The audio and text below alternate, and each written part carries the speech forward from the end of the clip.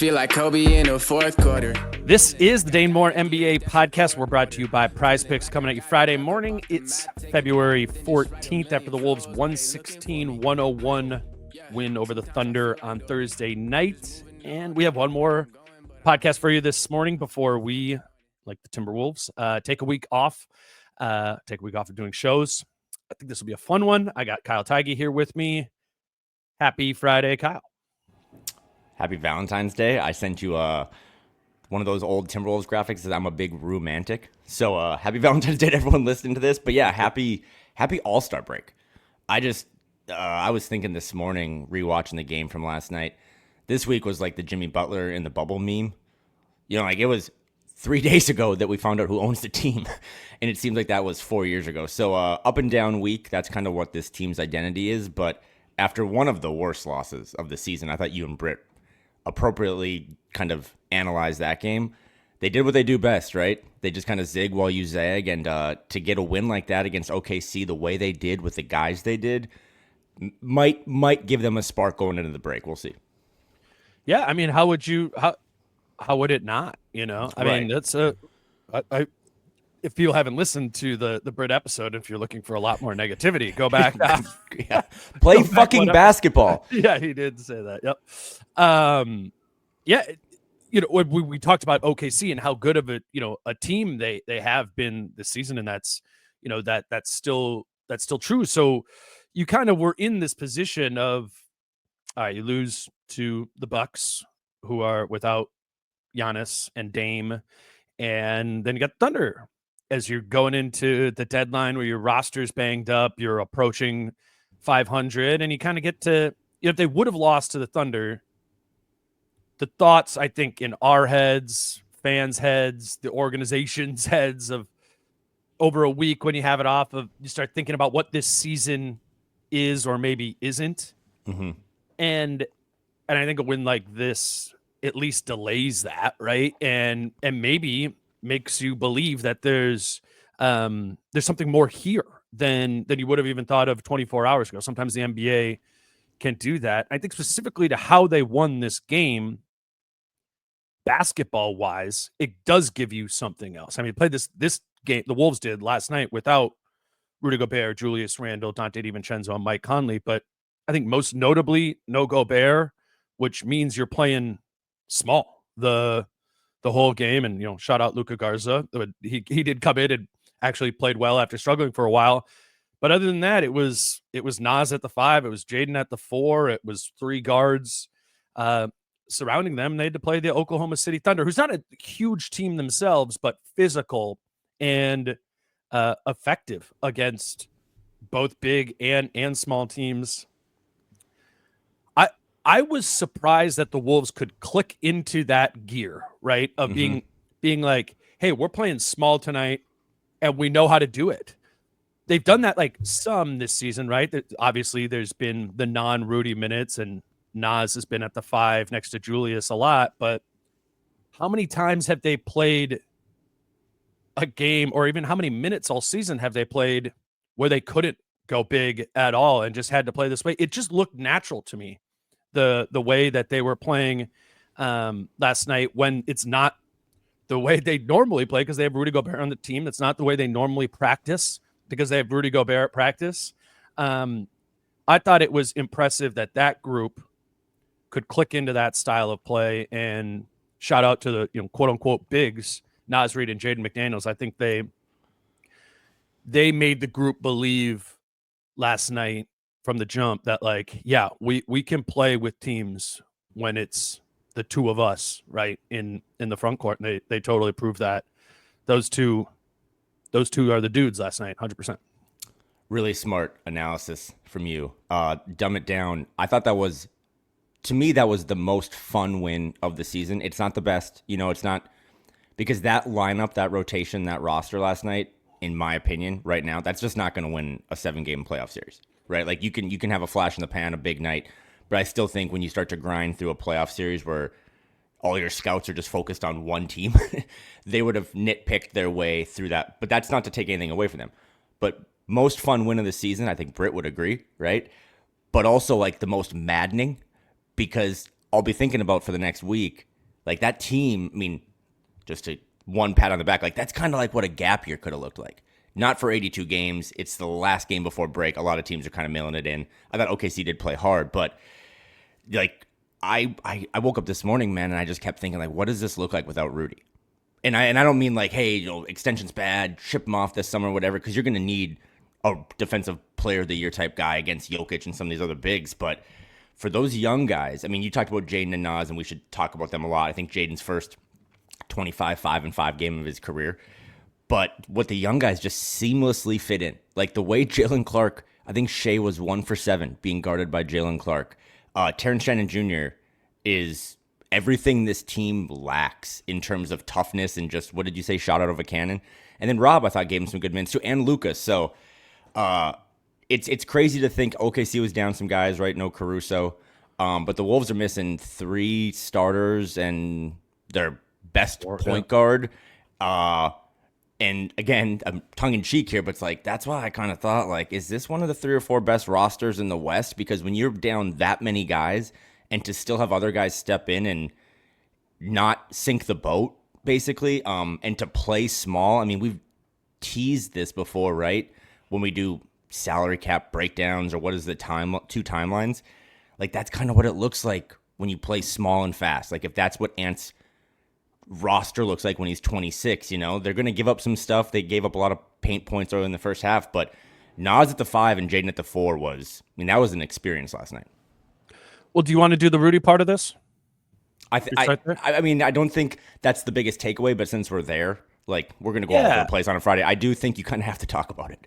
Yeah. So I think it like taps into a couple interesting things, right? It's like the big picture of all of this, right? And how do you want to play, right? In 2-3 years down the road from now, I've said for a while that my assumption is once Ant's in his prime and it's 26 or 3 years from now, we've had this conversation of like, is that the type of center you have next to Ant? Is a 5 who lives in the dunker spot, right? And at times gets in the way of his ability to get to the basket because there's just not as much space, right?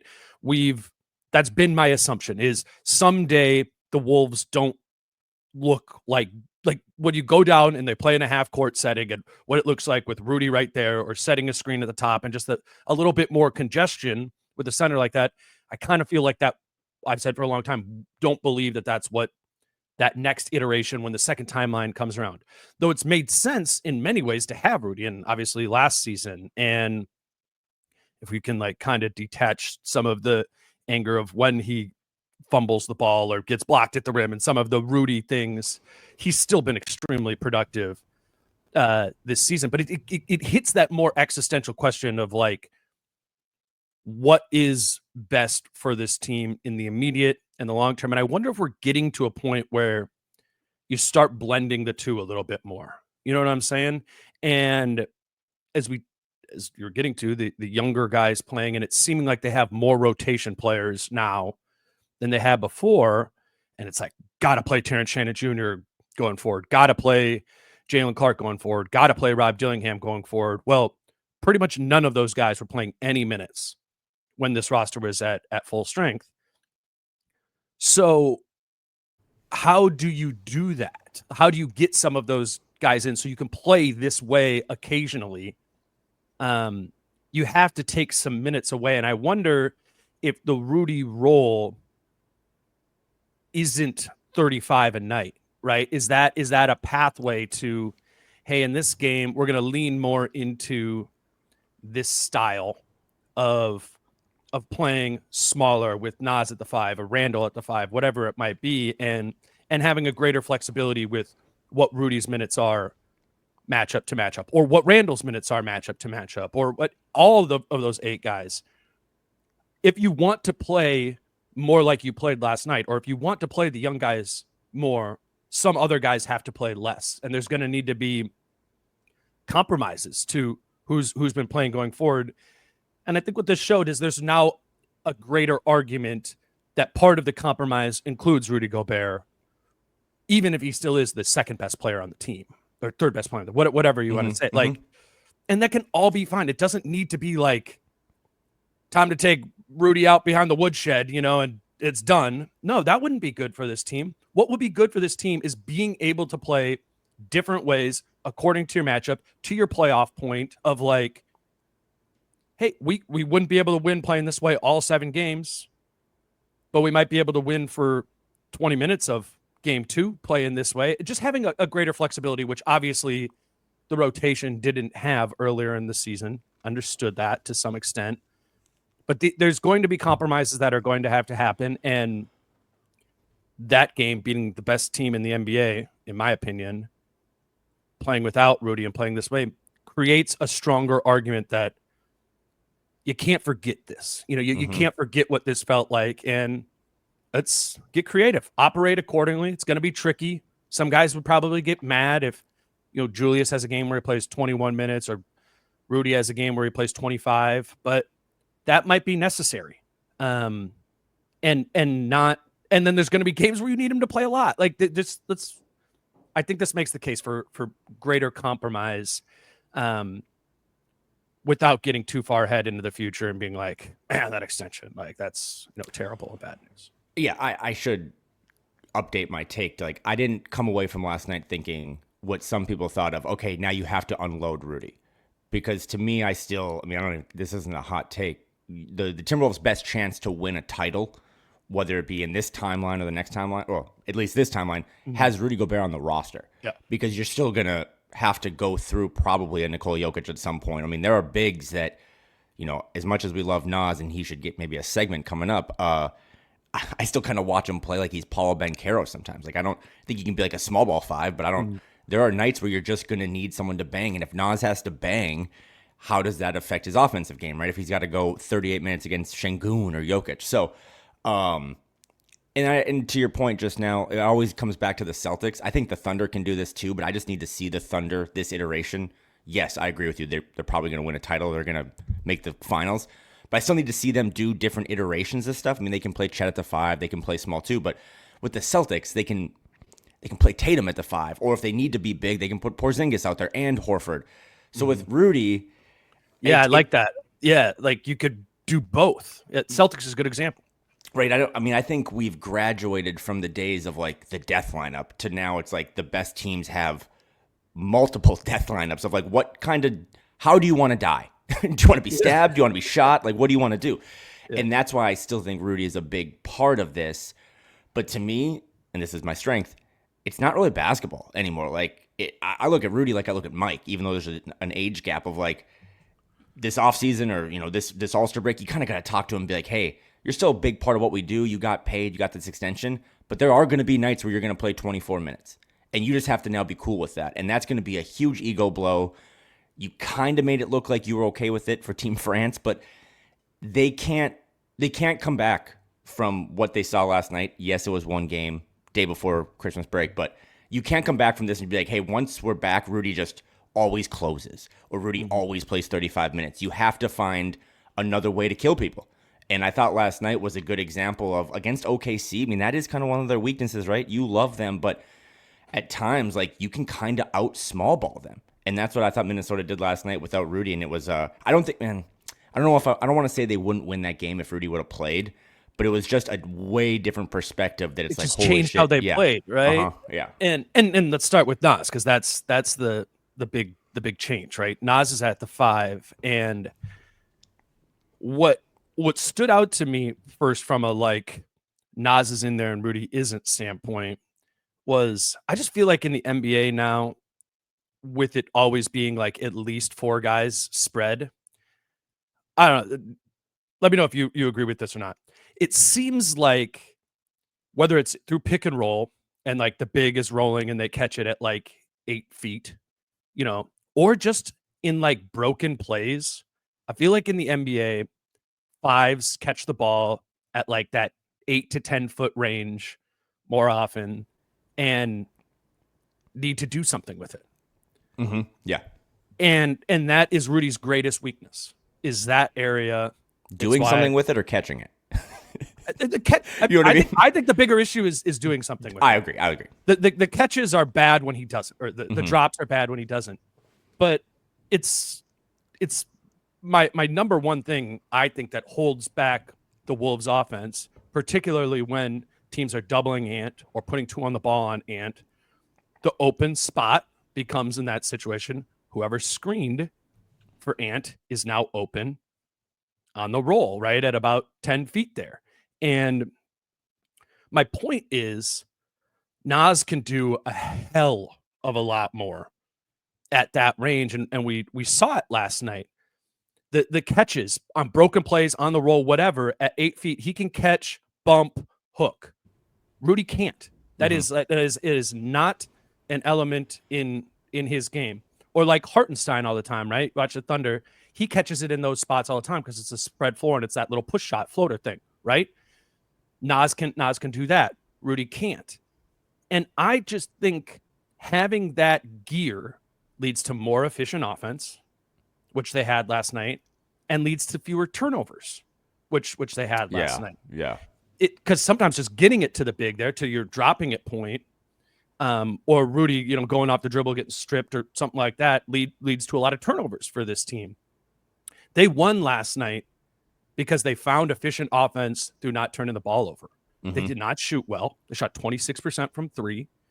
Wasn't like a crazy free throw game, but they had 123 offensive rating. It's because they didn't turn the ball over. And I think a huge part of not turning the ball over is whether it was Naz in the middle of the floor or Jaden being able to like be a quote unquote big, score with some force in the middle of the floor in ways that Rudy Gobert, for all the good things he does do, just simply cannot do that. We got to see 48 minutes of that never being a problem. And I know at some point Naz was 7 of 7 from 2. What did he finish last night? 8 of 9 from 2-point range. It's because he can do something from 2-point range that Rudy can't unless it's a dunk. I think that part is huge.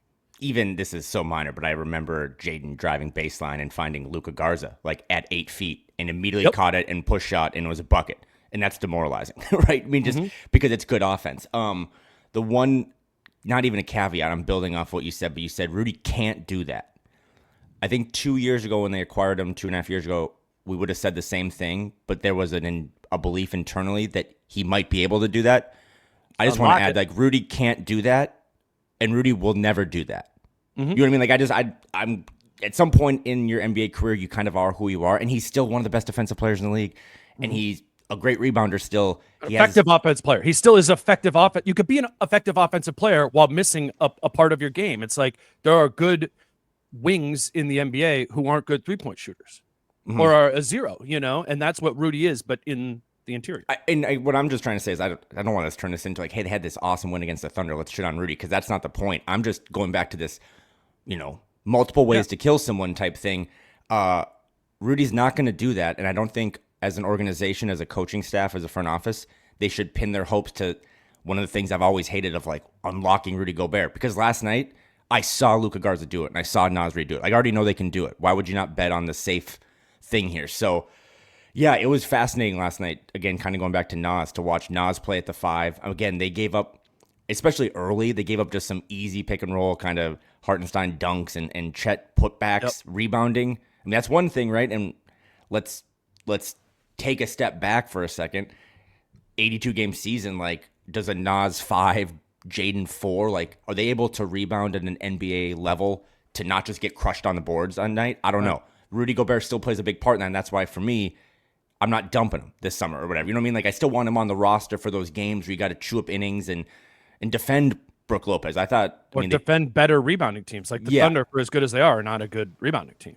I just, the Rudy comment, though, because you think about Rudy when you think about turnovers sometimes. I mean, Ant still like leads the team, but the Thunder are the handsiest team in the league in when you watch them. And for the Wolves to have, I don't know if it was a season low, to have 8 turnovers against that team with the guys that the Wolves played, I mean, that's crazy. And some of it's Rudy, because like you said, there's just offensive stuff he can't do. And when that part of the offense is working, I just think Ant's game takes a whole nother level. I think he plays way faster. Second lowest turnover rate thank you. Of the season. 8.5% of their possessions, the Wolves' offensive possessions were a turnover. When they played Cleveland, that game at home the night after the Knicks game in January. That was their lowest turnover game. They lost that game. But that was a key difference when you just like look at the box score, look at the numbers of last night. They were able to play effective offense without hitting threes because they didn't turn the ball over. And hand up, I did not know they shot 26%, which is like another cool thing that needs to be brought up in segment 1 of, it's not like they blew the Thunder out of the building because all the young guys hit all these shots.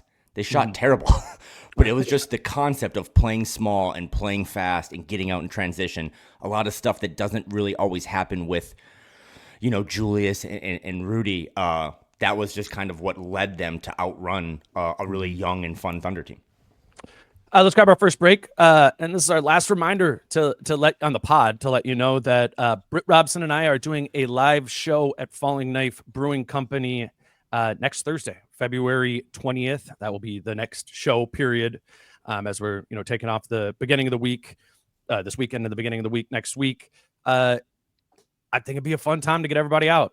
Come and hang out. We'll do a podcast. We'll answer questions. How it works is 6 p.m. We kind of do like a happy hour for an hour there while we're getting set up, walk around, talk to people and just hang out. And at 7 o'clock, we'll do the live show about 7 to 8. And then probably for about an hour afterwards as well, we'll hang out. It'd be fun to see a bunch of you there. And I think it'd be a really fun kickoff to the beginning of the final chapter of the regular season. So that's Falling Knife Brewing Company in Northeast Minneapolis. Come out February 20th, 6 p.m. For happy hour, 7 p.m. for a live show. Maybe get there early if you want to get a spot, a table in there. We'll have to squeeze a little bit regardless. But we're excited to be at Falling Knife. And as always, we'd love it if you checked out Falling Knife even when we're not there for a Wolves game or just maybe this week if you're looking for a place to go for happy hour. Today's show is also brought to you by Treasure Island Resort and Casino, and Treasure Island's been a sponsor all year. We've been telling you about the watch parties they do there and the many things that Treasure Island has to offer beyond just being a casino in Minnesota. And one of their coolest things, I don't know, have you ever been to a concert at Treasure Island before, Kyle? Yeah. Mm-hmm. Did you do the inside one or the outside one? I think it was outside. Yeah, so they just released their 2025 summer concert series. The outside area is huge, right? And they have a ton of shows this summer. They just sent me a list of some of them. One of their big ones is Weird Al's Bigger and Weirder 2025 tour. He's going to be there on June 28th. On July 5th, Incubus is going to be there with the Manchester Orchestra. Oh my God. I'm coming back. Yeah. I'm coming back. Let's go. July 25th and 26th, Music by the Mississippi be there. And then in August, Travis Tritt and Trace Atkins will be there. And then there's going to be more that are going to be announced here over the course of time. I know this is an advertisement for Treasure Island, but I think this would be a fun thing to go and do, particularly in the Minnesota summer. Go be outside at Treasure Island and taking a concert there. And I know when I've went to a concert, then afterwards, go inside and play some blackjack for a couple hours or whatever. It's a really fun way to do a concert. So that's Treasure Island Resort and Casino, and you can go to ticasino.com for the full concert calendar and more information about what they have to offer this summer. I literally just bought 4 tickets. So text Molly and see if she wants to go. July 5th, Incubus, favorite band. Let's get outside. $35. That's great. Let's get outside, dude, and have a weekend. I need summer. It snowed here. This is terrible. Everything's bad. Welcome to my life. Do you want to do a little more? Jaden. What else do you want me to say? I don't know. It's this again. I said it was the most fun win of the season, but it's also the most maddening because, spoiler alert, I don't think a lot of those guys are going to play when they play the Thunder again. And I know we're going to talk about Jaden, but how do you look at what Jaden and Naz have done? And it's no shade to Julius, but since Julius went out, to me, everyone's like, what happened with Jaden? Why did he start playing better basketball? And I don't think it's anti-Julius. I just think when Julius went out, there was a real need for him to kind of play the 4 more. And since Julius went down, I think Jaden's averaging 18 points, 8 rebounds, 3 assists, 3 blocks and steals, and he's shooting 50%. Like that's, that helps he's going to be the second best player on the team when we look back at this in May. He's still got a long way to go, but having that just organic development and leap mid-season is huge, right? Because he was terrible for the first couple months, and those corner threes was kind of just a 20% clip or something. So I think him in terms of his offensive production, but also, man, how many times does he just get blocks now? Like he just kind of comes out of nowhere to be their best rim protector. So, and then there's also too, and this will segue in a little bit, but there's just like real authentic, I know we had the best friends clip, but there's like real authentic chemistry just between him and Naz in the front 100%. Court. And then with Ant too, like, I'll just say it now and we don't have to talk about it, but like, it's hard for me to not, in-laws are in town, like to not be drinking wine and be watching that Thunder thing and be watching the Wolves and kind of just think like, is this the dollar store Russ, Harden, and KD thing? Like you got these 3 guys that just all love playing together and they're all under 25. And I think that's sometimes why I'm still bullish on this organization, because those 3 guys playing at a high level, and especially Jaden and Naz doing it when called upon to fill in more, it's just been a really cool story. I asked Finch about Jaden after the game. Here's Finch. Jaden leads with his competitiveness. Is that how he shows his leadership? Yeah, I mean, for sure. And I think he just leads with he's there every day. Puts the work in off the floor. He puts the work in on the floor. He shows up. He plays. He never misses games. You pretty much now know what you're always going to get from him, and he leads by taking any challenge you give him. I like that last part, I do right? too. And that goes to the playing the 4 part of it, which I think you're right about. With Julius coming out and being able to slide him in there, I think it's important. That started happening a little bit when Randall was healthy. You were getting some Randall at the 5, Jaden at the 4 minutes. They closed. I don't remember what game that was. They closed a game with that being their front court. And I mean, we've always done some of this with Jaden, right? I remember was it last season, for sure the previous 2 seasons when Jaden would get in foul trouble all the time, right? And his rebounding numbers were low. And I was like, well, one way to make that less, lower his foul total and up his rebounding total, would be to take him off the ball a little bit. And I think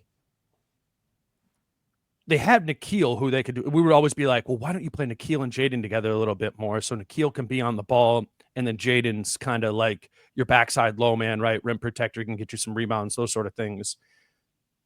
But by adding Jalen Clark into the mix, and more recently, Terrence Shannon Jr., now when Jaden is out there, he always has a Nikhil next to him, right? Because Nikhil would often play the 16 minutes that Jaden would sit, and then maybe Nikhil would play 4 or 5 other minutes next to him.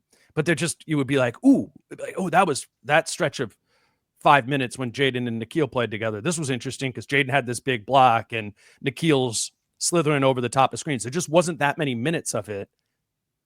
That, I think, is the biggest Jalen Clark thing. That's why it didn't make sense to me in the Milwaukee game why Clark was playing and not at the point of attack guarding Milwaukee's point guard that night. Because I do think with Jalen, his value plummets when he's not on the ball, right? Because now he's guarding Torian Prince or whatever in the corner, which he's good at or fine at, but he's not special at like he can be at the point of attack, to your Shea point. So I don't know if Jalen Clark is going to play once everybody's back healthy, but to me, as it relates to Jaden, I think it's important that they continue to find ways, whether it's Jaden at the 4 or the 3, to have it so he's not on the ball all the time and does not have to be the guy who guards Shea when Shea's out there the whole time. You don't have to match his minutes with the opposing one. You have other options there, which allows him to play the 4, which allows him to rebound,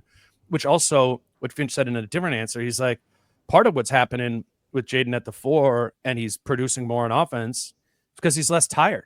He's like, he said something along the lines of like, that's like the most tiring thing of just having to be on the ball and run through screen after screen after screen.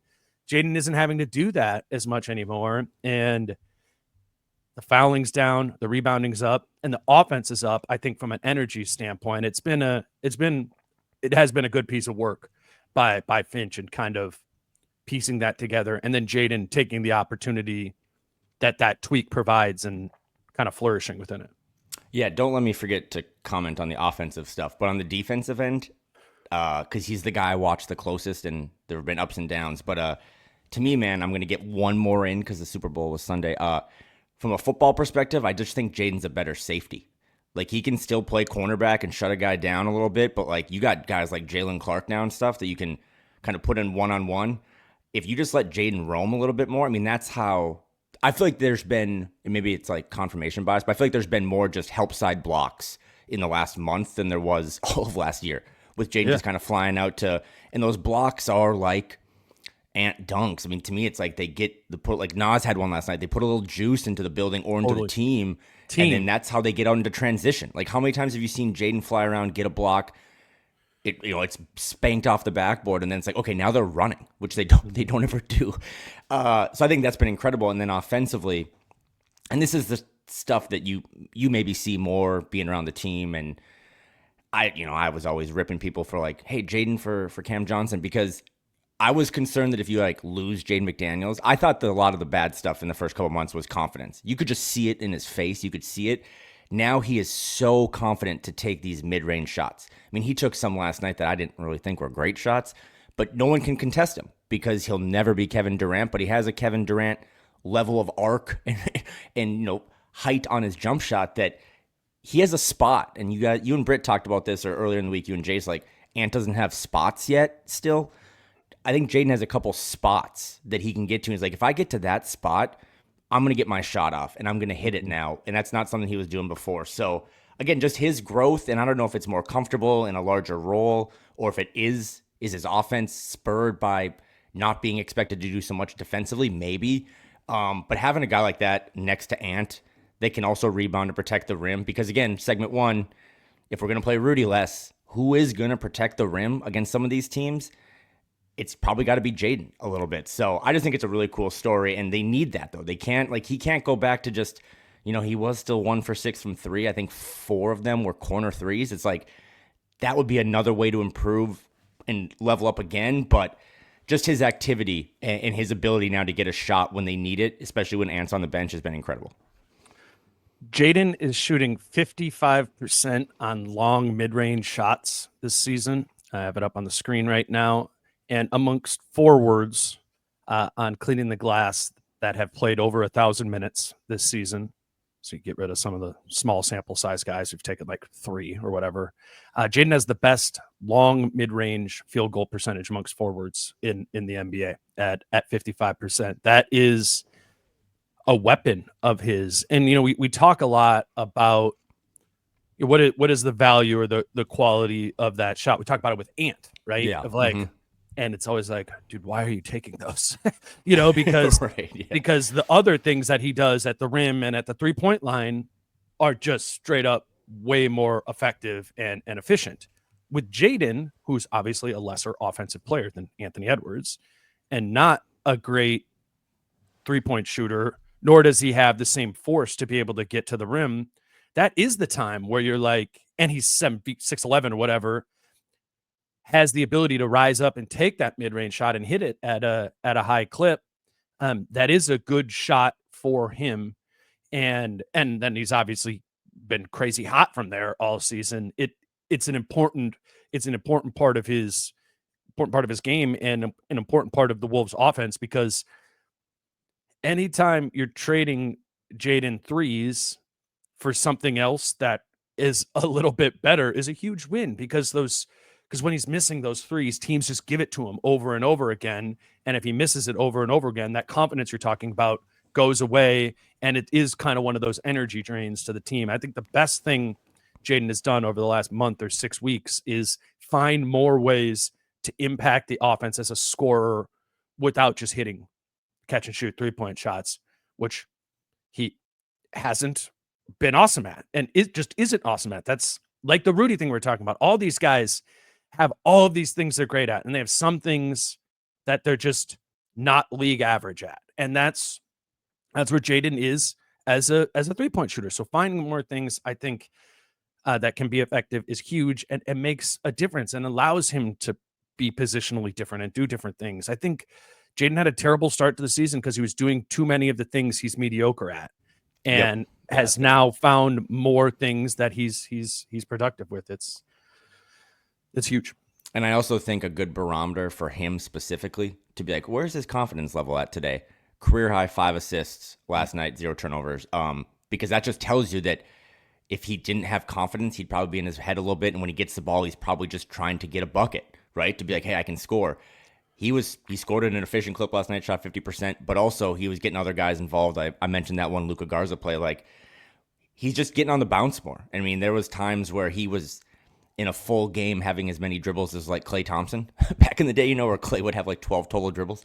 I think Jaden's been given a little more leash or empowered to be like, hey, you can, late shot clock, like you can take your guy one-on-one a little bit or try to find a good spot. So that's been huge. But I also just think, and I don't know if you have any more Jaden stuff, but to me, it all also relates to like Naz, because a lot of the stuff we're talking about, Jaden taking a leap, maybe Sands, Julius, these aren't really well-crafted notes, but I just came away from last night thinking, man, I'm not comparing Naz Reid to Luka Doncic, but this city will revolt if Naz Reid isn't on the team next year. Like, not Jaden's my guy, so that's why we did that part. But Naz has kind of always been your guy, and the Naz Reid stuff now it's not a cool story anymore.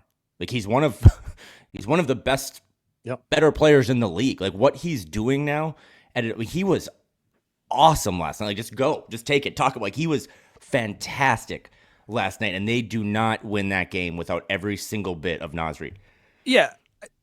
Can I? So you listened to when me and Britt talked yesterday. Yep.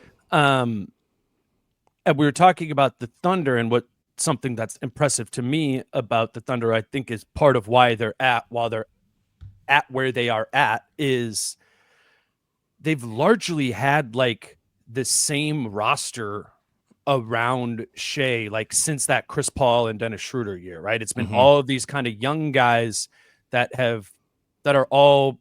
I was looking it up, and I was looking at their roster, and it's like all their players were born between like 1998 and 2003. Then there's Kenrich Williams, but like pretty much like all of them, and right.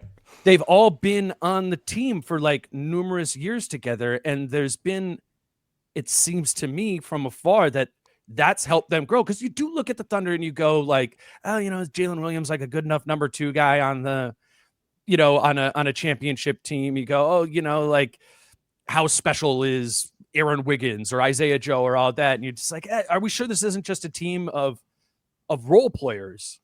And you go, no, because watch them play together, and the familiarity that they have make that group, specifically their young guys who are in their early 20s, greater than the sum of their parts. And I think the Wolves have some of that with Naz and Jaden and Ant. And I'm just curious, this is your speech, it's like it's the cultural element of it. It's the friendship element you talked about there before. I know it seems like ooey gooey or whatever, but I think that's real with the Wolves, and I think the Thunder are an example of what that can produce. Yeah.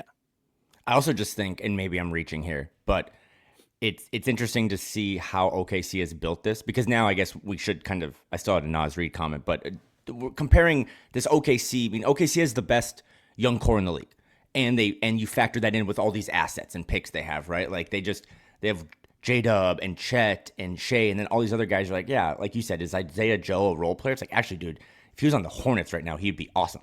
Like if he just had more of a role. So they're kind of fitting in. But back to the Rudy point, like what would it have looked like if this team would have never kind of went for it? I've always said I hated the all-in thing because, as you pointed out last night, everyone that played for the Wolves basically was under 26. They were. But what does it look like if they would have tried to just be more organic and kind of do what they tried to do with like Carl, Wiggins, and Levine before Tibbs came in, and like Tibbs is like, let's go get a win now player. That's kind of what Tim Conley did, and it actually worked, right? I mean, the Western Conference Finals run, you're not just going to erase or scrub from the internet, but again, last night was a good example of what would this all look like if these, three best friends would have just been able to organically grow. And the good news is, glass half full, is that you can still, if you think that's the way to pivot into the next timeline and still have some of the ancillary parts, Rudy on the roster and stuff, it showed you last night that for one game, like, it can work, and it can work really well. The Naz thing that I just wanted to say, and this is, but, it's just incredible. I don't really have like a great take. It's just incredible because we loved Carl because it's like, hey, he can space the floor. And like last night, there are so many times where if Naz, you've educated me on this, but if Naz is one pass away from Ant, that's deadly because you can't really double off Naz because if Ant throws it to Naz is going to hit it. Like Naz is giving you the Karl Anthony Towns floor spacing. You know what else Naz is giving that we liked about Julius? Grabbing a fucking rebound and just going. Right, just snatching a board and going. So he's kind of giving you the best of both worlds. And to close on Naz Reid, it's just like, it will be an emergency if they don't keep him. I don't know how the summer is going to play out and the ownership stuff settled down. Like Naz Reid to me now is it's always Amp, but tier 2, I don't know if there's a player that's more important for this thing moving forward than Naz Reid. And that includes Jaden McDaniels. Because he is a staple of the organic growth thing you're talking about, of the Wolves, while the Thunder have only had, like, they've had a full team of organic young growth that's come up, and now they're 26 and they're, entering their prime and, primed to be a contender for the finals. The Wolves, it's been interesting that they've got Rudy Gobert and they traded, for Mike Conley, and they have had older guys in the group, over previous years, but there's always been, the second timeline, and that group has been coalescing and growing together. And, and I asked Naz about a couple games ago when him and Jaden had a great game together. I was like, is that cool? Like, just given that you guys came up through this together. He was like, yeah, I mean, we're best friends. That was how he answered the question. And I do, again, think there is something to that, particularly because Ant has been also part of that organic growth. He's in that group. He's with Naz and Jaden and the other now younger guys, that Rob and Jalen Clark and Terrence Shannon Jr., who are also within their age bubble as well. I mean, Terrence Shannon Jr. is older than Ant. And I think we're going to get to a point here in a couple of years. We're going to look back at what the Thunder have done and, talk about the copycat league. And a lot of people will point to the style they play and 5 out and building a system around Shea, their best player, that fits well. But I think we will also look back at how they culturally developed a team. They resisted the urge to break that up despite having all these picks that they could have, quote unquote, cashed in to upgrade from an Isaiah Joe or an Aaron Wiggins or even a Jalen Williams, but they didn't. And I think we're going to look back at that and be like, there's something to roster construction of not only continuity, because we know that, but of young continuity. And then once that young continuity hits their prime, there's something special that can come from it that I think the Thunder for sure have. And it looks to me like the Wolves have. I went to Mark Dagnall's pregame this is good. Media, and I asked him about this before the game. The Wolves, and they have a contingent of their roster that's this young group with Naz Reid, Jaden McDaniels, Anthony Edwards, who have kind of come and grown up in the league together, as probably a larger chunk of your roster has. And I'm curious what benefit you feel that's had, that those guys from a very young age, or even when they enter the league, how that kind of expedited growth or helped growth of them individually and as a group. Good question. I think continuity helps, in a team sport. It's a interconnected game, and so you have to be able to play together. There's chemistry. There's not only chemistry on the court with your style of play, but also just understanding the rhythms of the season and how people react. These are humans going through, a long, grueling, up and down 82-game season, and so I think that's helped. And you want that to be your benefit. You want to get stronger over time. It seems like they've done that with that core. We certainly have done that with ours. I just know our team better. So that's a big one. And then I think having guys that are in similar seasons of their career and life also helps. You know, they're having shared experiences that you don't quite have when you're at different. You know, if some guys are 19 and then the other guys have like 4 kids. You know, they just I don't know what they talk about on the plane. And it's good to have veteran guys. We have veteran guys. You know, we have guys with kids. But when you got kind of a core of guys that are together, that are in the same, like I said, season of their career, I think there's benefits to that. I guess I already did my reason that I agree with that as well. But I like that line, right? See, in similar seasons of their career and life. And when I think of specifically Naz Reid and Jaden McDaniels, who are the 2 guys last night, I think of those 2 guys in very similar seasons of their life and career, and then Anthony Edwards as well, and potentially a group that's growing. I just think that's important. And to your like, are they going to let Naz go sort of thing? I hope when they look at it, they don't just look at, you know, Naz's estimated plus minus, or, you know, this and that. And there is the consideration of that human element that Dagnall is talking about there, because that, I believe, is what makes great teams greater than the sum of their parts. And I think the Wolves have an opportunity to be that. And frankly, given their salary cap situation and how much money all these guys are going to need to make, for the Wolves to be great when Ant is 26, they are going to need to be greater than the sum of their parts, because they are not going to have the assets or cap space or whatever to be able to keep adding or go buy another Rudy Gobert, go make a move like that. That's not really an option for them in the way that it was before. So I just hope that part isn't forgotten. And to a fan base standpoint too, that's something to connect to. And I believe that piece matters as well, and has been so absent in the Minnesota Timberwolves franchise since the KG days, right? Like, you brought up Wiggins and Levine and Cat when they came. Every time it seemed like there was guys growing up in the same seasons of their career and life, it was blown up within a year or 2, you know? I hope this time it isn't. Yeah, and when I mentioned like trading Levine for Butler, that was a lot different, because when they traded for Gobert and another kind of like win now move, they didn't really give up any young pieces. But I'm so with you, and that's why it's a really bad take, but I kind of believe it when I'm comping Naz to Luka, is that the Luka stuff still had nothing to do with the Timberwolves, but it taught me a lot about fandom, or confirmed some of my biases. That meant sometimes people just want to chase the story while also thinking like this story could lead to winning. You know what I mean? Rather than just chasing winning. Because Dagnall, I've been late to the show here, but Dagnall's one of the 5 best coaches in the league, and he has been for a while. He's fantastic.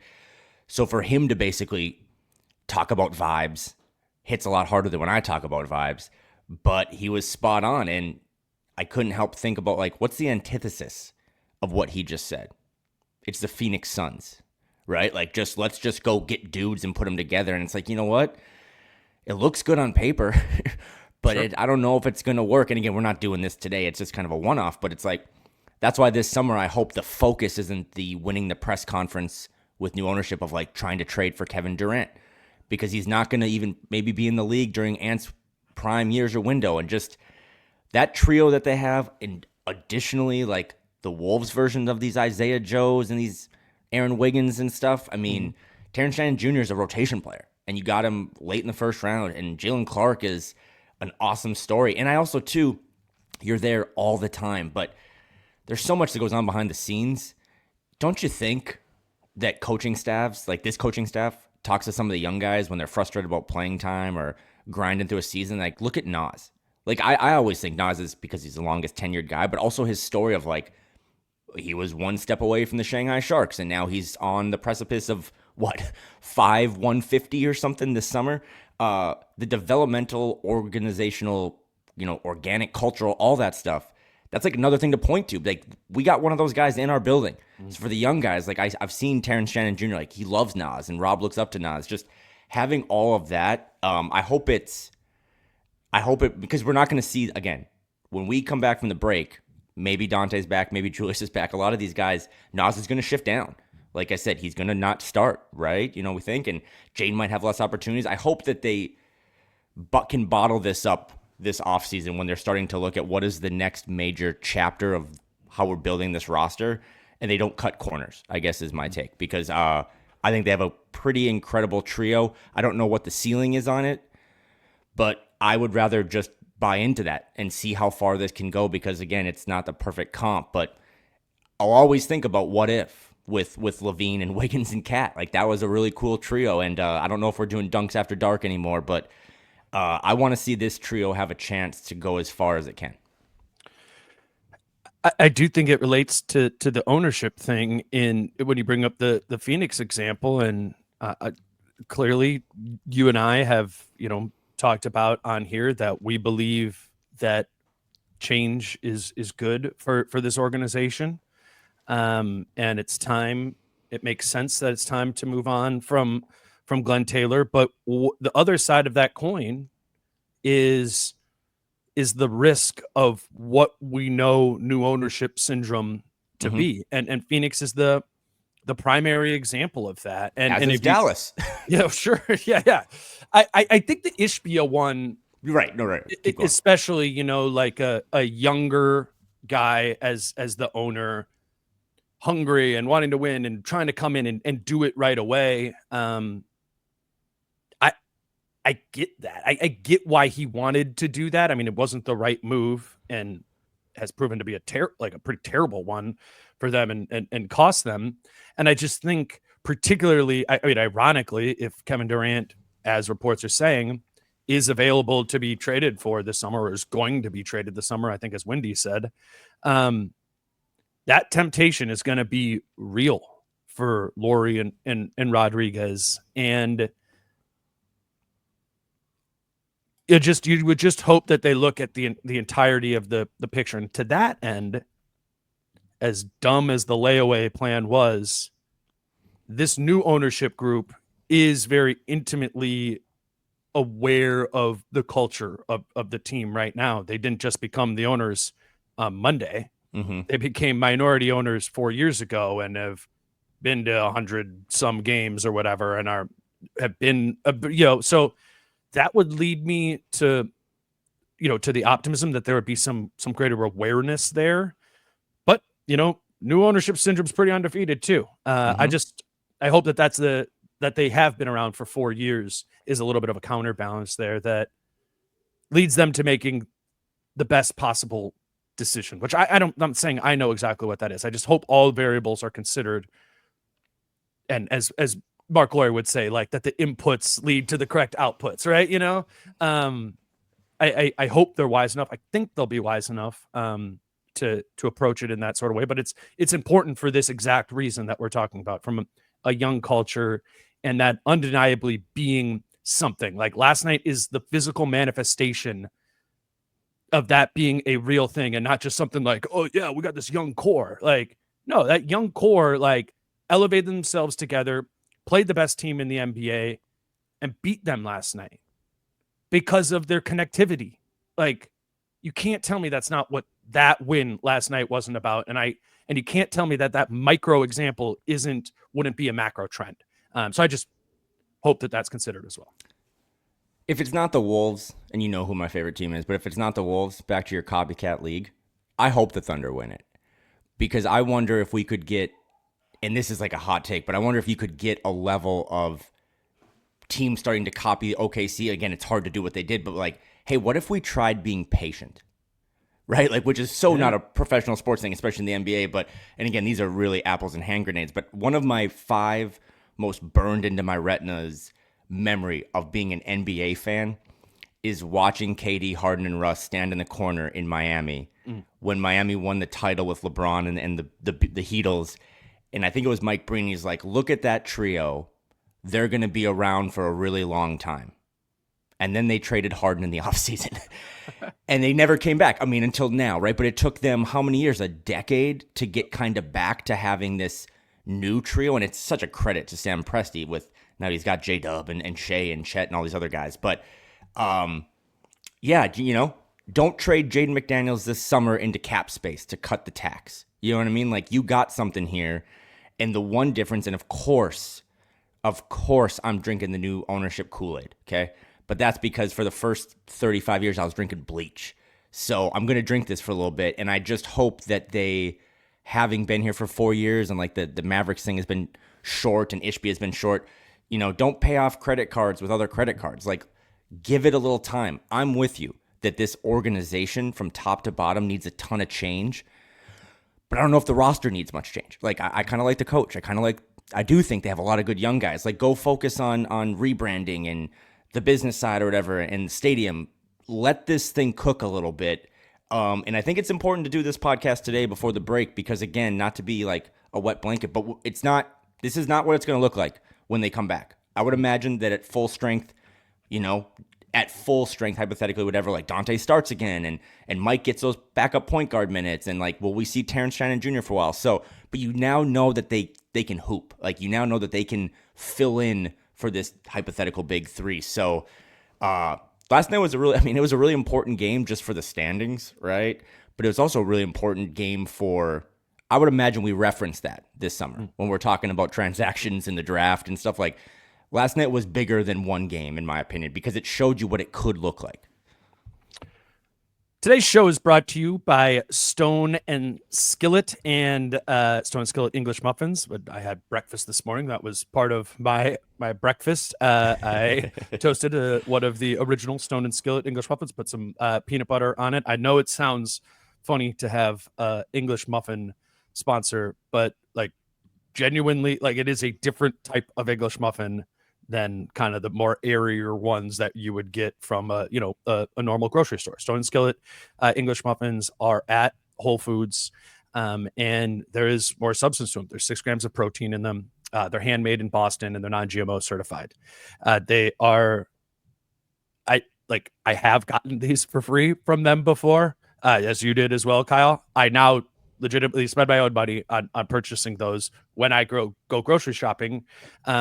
Because if I don't want to have a big breakfast and I do just want to have like an English muffin with peanut butter on it, and it's a Stone and Skillet English muffin with peanut butter on it, I'm not going to be hungry in like an hour like I would if there was nothing to it.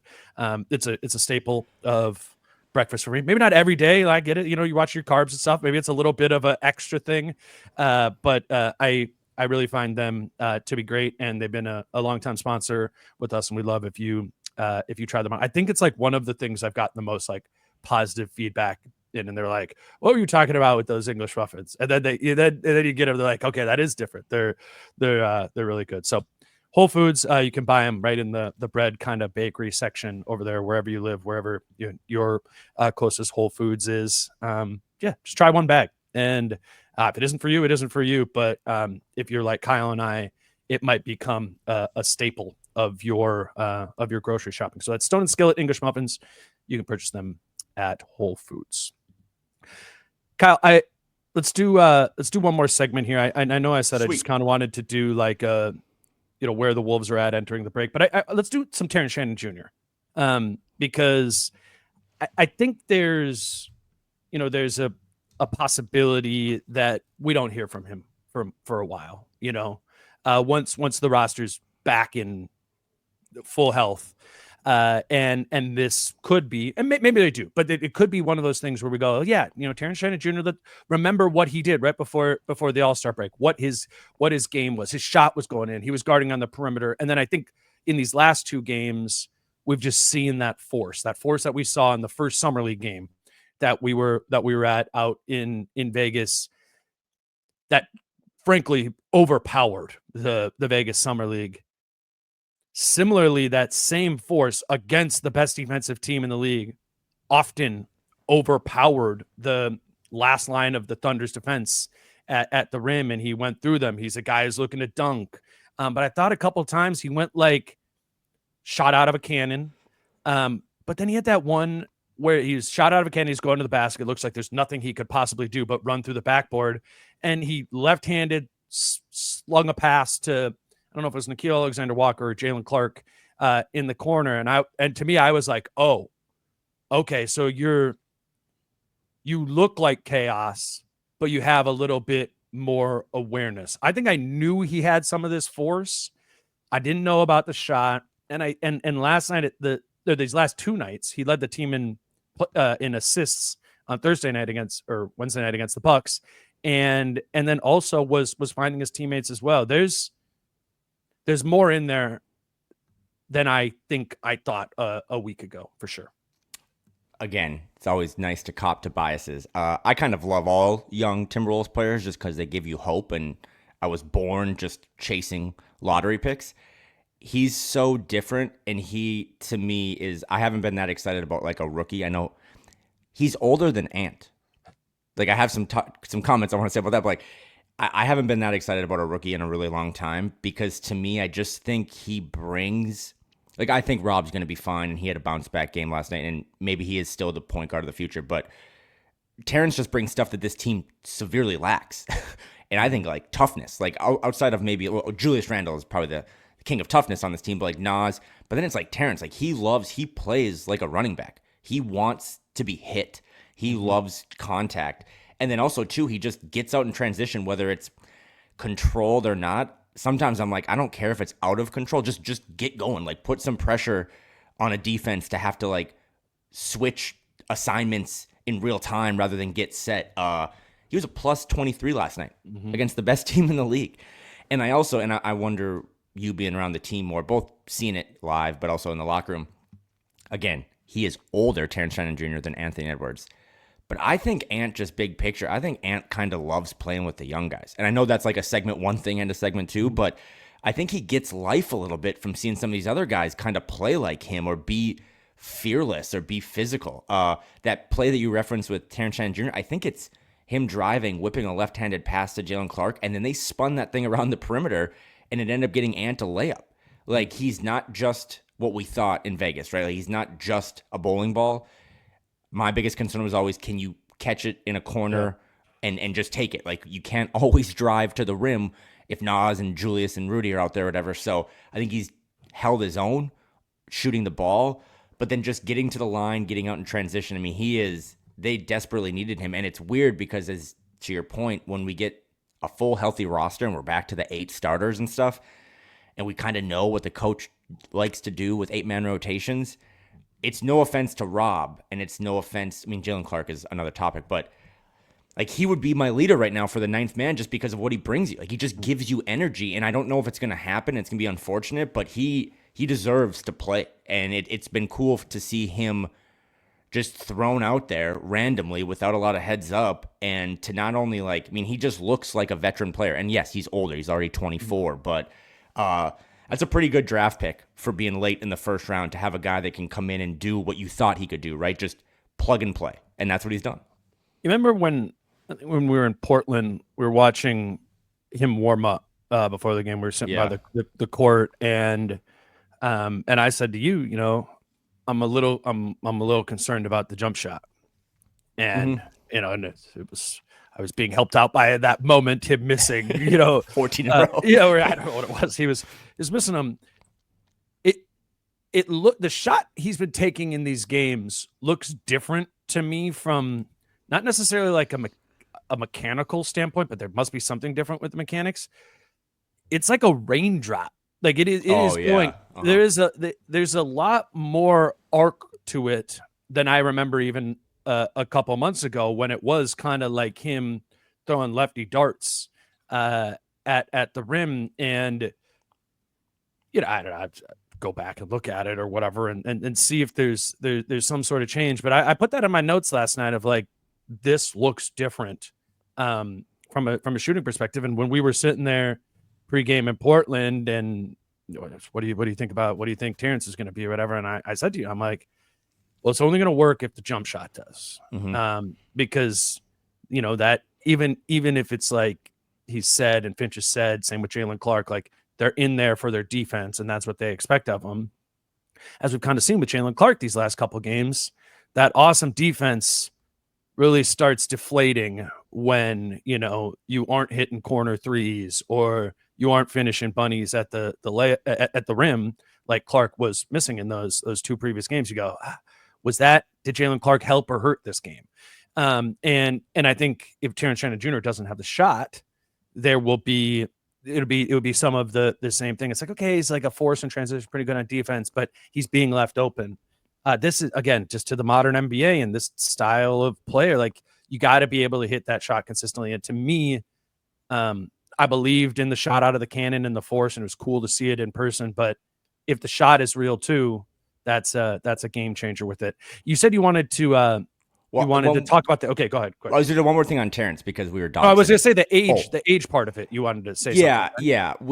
Because I have a Finch clip on his age. He's 24. Why don't you play that clip first? Because my thing sucks. Yeah, I asked Finch about Shannon. Getting the opportunities last 2 games. Yeah. We're kind of seeing that force that he Yeah. plays with. Like, what is for you just kind of watching? You've obviously seen him in practice stuff. Like, is that his kind of superpower? Yeah, that's one thing we loved about him in the draft was he's a guy who can stretch the floor. He's a downhill guy. Plays with great physicality on the offensive end. He's going to force the officials to make a call one way or the other. He loves to finish with reckless abandon. He likes to dunk, and we need that. And it's one of the reasons we identified him in the draft. We had other guys that maybe were younger guys, but we wanted somebody who was a little bit more physically, and mentally ready to play right away. Because we hadn't made the trade yet, so we didn't have quite the wing depth at that point in time that we ended up having. So season starts for all these rookies. It's a learning curve. He went down to the G League. We were priming him to play. He put up some big numbers offensively down there, but we were most worried about his defense and needing to play there. And then he turned his ankle, so it was kind of a waiting game for him. But now he's back, and we're seeing what he can do. I love that. I was just thinking back. I love that quote from Finch. I was just thinking back to over Super Bowl weekend, we were dog sitting. And before I get into the rest of that story, like when you watch this team now and you're so close to it, and their identity is actually not defense this year. Their identity is just they're going to lose to the Wizards and then they're going to beat the Thunder. You know what I mean? Like that's their identity, is the up and down nature. And how many times, how many pods do we do about the starting lineup and the lack of juice and getting, for a whole month, you and I just talked about the big three coming off the bench, right? With Dante and Nikhil. Like this season has so many stories. But to me, the biggest identity of this team is just their up and down and the volatility that they have with their energy. And that's why, like, again, Rob, this organization needs way more from Rob, big picture. Like I think he has higher expectations. But at the dog park, man, like someone just let one of these younger dogs in and the entire dog park got energized because this one dog was losing its fucking mind. The whole time he was there, just ran around and barked for 40 minutes. That's why I think Terrence should play the 9th man no matter who comes back after the All-Star break. Because when Terrence is out there, you're not allowed to just play slow or not have energy. He challenged Hartenstein last night and got absolutely stuffed at the rim. And I don't think it mattered. He just kind of got up, popped up, went down and crashed and got a defensive rebound. I think that is what this team needs. Like Rob aside, Jalen Clark's defense, you can get some of that from Nikhil and Jaden, but I don't really think there's anyone else on the team, maybe Naz, that like just gives you this jolt of energy. It's like, hey, wake the fuck up and let's put pressure on the opponent. Like, let's get going. Like Britt said, let's play bleeping basketball. Terrence Shannon Jr. just epitomizes that for me, and I'm glad that he's gotten a chance in a season that a lot of young guys have kind of had a moment. I'm glad he's having his moment, and he's having it, on the biggest stage. So to the 9th man piece of that, I know we talked about that a little bit earlier, of like if it's a game that you see an advantage of playing smaller, then maybe Rudy doesn't need to play 33 minutes or whatever it is. Like, what do you want this 9th man spot to look like, and functionally, other than just saying like they should play Terrence Shannon Jr. and they should play Jalen Clark and they should play Rob Dillingham? Like functionally, it's the All-Star conversation, right? Like so and so should have made the All-Star team, but then you got to name who shouldn't have. Like, where are you at on the who shouldn't be playing then if Shannon's going to be getting 15 minutes a night and Rob's going to be getting 12, and we want Jalen Clark to play as well? Like, what do you think? I think it goes back to my Celtics thing about how many weapons do you have to kill someone. Like, I don't think that I actually don't for now. I just don't. I don't think Rob and Jalen and Terrence should all play. I think it should be kind of matchup dependent, but not in the terms of that's a big Finch thing. We want to dictate things. Like, we're not going to react to you, but in a game that maybe you just need more shot creation, then Rob should play, because despite his flaws, I think he gets them certain looks that no one else on the team can get them. And if you're in more of an up and down type game and you have a officiating crew that's taped to the wall in the locker room that's going to blow the whistle a lot, get Terrence in there and just let him put pressure on the rim. And then if you just, hey, we're playing the Suns, that's a big Jalen Clark game. Like, the ninth man can be flexible in my mind. And you should tell all the young guys in a meeting, like, hey, everyone stay ready because one of you is going to play tonight. I'm just more big picture saying it can't be 8, right? And if the ninth thing, like, I don't know, I know the Jace 240-minute thing is a real thing, but be matchup dependent. I don't have a good answer for you of who should sit in those situations, but if it's a game where teams are going small, then cut Rudy's minutes to 28 and give Terrence, 6 and put Naz. I don't know. You do the math on that. So Finch said what you're saying last night. Okay, cool. Where he was like, they're not all going to be able to play every game. Maybe it'll be different guys, different games. Perfect. Summarizing what that quote was. I don't have the clip. That would be my expectation of what this looks like at different times. And he also kind of hinted at the idea that maybe one person's going to come back before another person is going to come back. Like, I don't think the team's going to be full strength all at the same time. It's not going to be in next Friday, a week from today, and Friday when they're back from the All-Star break. Like, not everyone's going to be back. Like, maybe Mike Conley is playing in that game.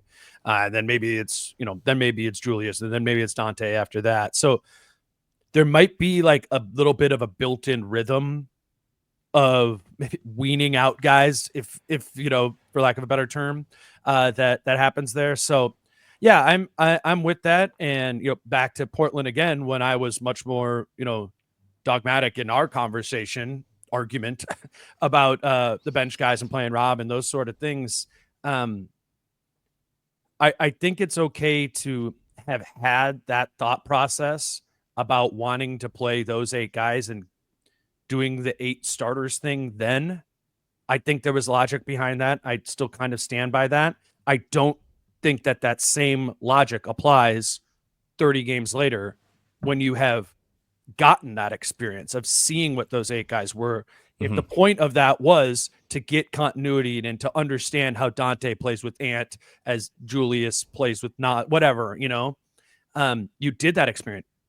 And I was one of the few people that was agreeing with Finch in that the coordinates and stuff have changed here now, right? And it's time to make different decisions that aren't just based on needing to see what these guys look like together. Let's put together pieces in a given game that are matchup dependent and what you need. And I kind of think, like, since the injuries have started happening, going back to when we were in Phoenix 2 weeks ago, I think Finch has kind of been in his bag with that. Like the Jalen Clark move. There is a lot of they were doing a lot of funky stuff with matchups last night of, situationally based on what the grouping that Oklahoma City had, who you're putting Naz on, and then are you bringing in another perimeter defender, or are you bringing in more of a shooter in this spot? Like Finch and Nori, and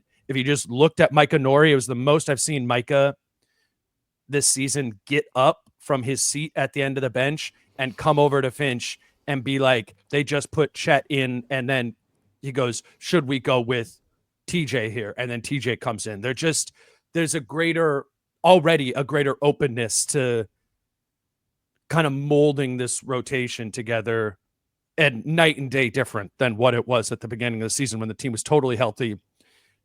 I tracked the rotations. It was almost like copy paste every night. These guys in at this time with just like small sort of adjustments. I think they're ready. I think they want to do stuff a little bit differently. And I'm petty, but like, I don't necessarily think you lost that argument that we had in Portland, because the way it was kind of told to me too is after we had that back and forth, but I think the young guys should play, and you're like, maybe we should be more conservative. Someone was like, asked me, hey, do you know for sure that all the young guys are ready? And I know that it's sometimes hard to be like, players get better without playing NBA minutes, but that's actually real. Like, maybe some guys just needed to marinate a little more behind the scenes So I think we were both right at a moment where, I mean, our biggest takeaway from that was like the starting lineup cannot continue the same thing. And it worked. We were both right on that. And I just think maybe I was a little too soon about getting them in, but big picture, I'm glad they're getting in. And I think to your point about Finch kind of being in his bag, truth serum, I would imagine that Finch right now, being a little more conservative of a coach still and kind of leaning defense, his probably most trusted young pup is Jalen Clark, right? Yep. Started last night. Right, but last night, Terrence Shannon Jr. just played more minutes than Jalen Clark. And I think that kind of tells you that it's not the copy and paste bullshit anymore. It's like game by game, we're going to do what we need to win. And 29 minutes, 13 points, 6 rebounds, plus 23. I mean, they needed more TJ last night than they needed Jalen Clark. So moving forward, when we do the ninth man thing, my only pushback, it cannot be 8 anymore. It just can't be 8. You can't do 8. I don't care who the ninth one is. It can be different every night, but I think this team has enough guys now that deserve to play real minutes. So that would be my hope, whether it be full strength, 80% strength, whatever. Like, one of these young guys should always be in the mix. The one thing I'll cop to being wrong about there for sure, and what I certainly don't want to see again is 8.5. I think that's a good point. That ninth thing where you were playing, Joe Ingles for 5 minutes, he'd play in the second quarter for 5 minutes, or Rob for 5 minutes, and then wouldn't come back wouldn't come back at all in the second half. And Minot got that too, right? We kind of shuffled through that. And I just feel like that nuked a lot of those guys' confidence. Josh Minot being the primary example of that. 8.5 can't happen. I would actually say 8 is better than 9 8, or 8.5. Better than 8.5. You know what I'm saying? Yep, I agree. I think best, in my opinion, is 9, but with whoever the 9th guy is, choose it, matchup dependent, whatever, they get a shift in both halves. Bingo. That's I think that is important. And I said when we were arguing about that in Portland that I understood 8.5. And I was wrong. We saw how it played out, and we saw it nuke guys' confidence. So it wasn't a good move, and that's okay. It's okay that Finch got that wrong. It's about now what are you going to do here going forward? Learn from that, what that was, what that did, because that wasn't productive. And I think you have a opportunity to squeeze elsewhere so as to make this work and find your best groups, matchup dependent. I think that's what some of the best teams in the league do. The Thunder do that all the time. I think there's a solution here to a problem that I'm not sure I understood or had a good answer to, 3 months ago. This is the pro rounding up podcast. I just got my real ID, 6'2". Okay, 6'1.5", not so cool. 6'2", round up. It should always be 9. And you know when it has to be 9? To your 8.5, 8 thing? It should always be 9 at home. Because this whole podcast, once again, led by Coach Dagnall, has been about vibes. And the fans respond to that stuff. They just like they did on Ants. Welcome home, welcome back to Minnesota dunk on Chet last night. I think they love seeing Terrence and the energy he brings, and they love Rob. So that stuff matters because what else is a home court advantage, right? Like, this isn't a very good home team. And I think sometimes playing some of those younger guys for 2 stints, right? You can't do the bullshit 1 stint thing, will be big. So again, that's why last night was a big win, right? It's not just to regain some footing in the standings. I think that game is going to be something we talk about a lot, especially if they bring all the guys back and start to flounder again. The frustration is going to mount. Really important win before we enter the All-Star break. Let's wrap this up with some prize picks. I don't know what to pick, but yeah, I love the app. You did not find the Leonard Miller Rising Stars more or less than 5.5? If I would have said that, someone would have texted me, call the number. No, but there is some cool stuff on there. Golf. I mean, I'm a big golf guy, so I was actually doing like PGA tab. All-Star too. It is a good way to, if you're staying home this weekend, weather, whatever, it's a fun way to have something to do, as you always say, with, Rising Stars game, All-Star game, put $5 on it, have a couple guys. I think Leonard Miller is going to definitely go more than 5.5 points. So I like that because he never gets a chance. He's going to definitely shoot the ball once he touches it. Look at that. You get Cat more than 5.5 points. I don't even know how this game works. Who are they like playing one quarter? Why are these numbers? I would just advice. I would maybe lean into the PGA one where it's a little more like I don't know if Trae Young is going to show up to San Francisco, so I'm not going to bet my money on that. But there's a lot of options, and they keep adding more and more sports and kind of columns and little things to do. So I appreciate Prize Picks. It's a really fun way to do it. They got this when I was looking at this before we started recording. They did not have the All-Star game and the dunk contest and the 3-point contest stuff up there before. So it is like round 1 points in the 3-point contest. What's Mac McClung's round 1 score going to be from the judges? Again, as Kyle said, $5 like Flex Friday. This is for fun. Yep, Flex Friday. Put in a protected play where you can make a lineup, and if it hits, you get your winnings from it, and if not, they're credited back into your account. I think that's for up to $35. But yes, this is for fun. It's daily fantasy, but I don't know. You got to find some way to make the Rising Stars game or the All-Star game like watchable. And if having a daily fantasy lineup helps you, prizepicks.com, Prize Picks app, you can use the promo code Dane for a $50 sign-up bonus when you place your first $5 lineup. So, or do some golf. Like Kyle said, I wouldn't have any for you there, but yeah, we love Prize Picks, and I think it's a fun thing to do. We don't have football this weekend and stuff like that, but rest in peace football. But always a fun little extra thing to throw on there. So, shout out Prize Picks. All-Star break. When can degenerates like myself, when's the next time we're going to hear you? Because you're taking a break. Everyone should take a break.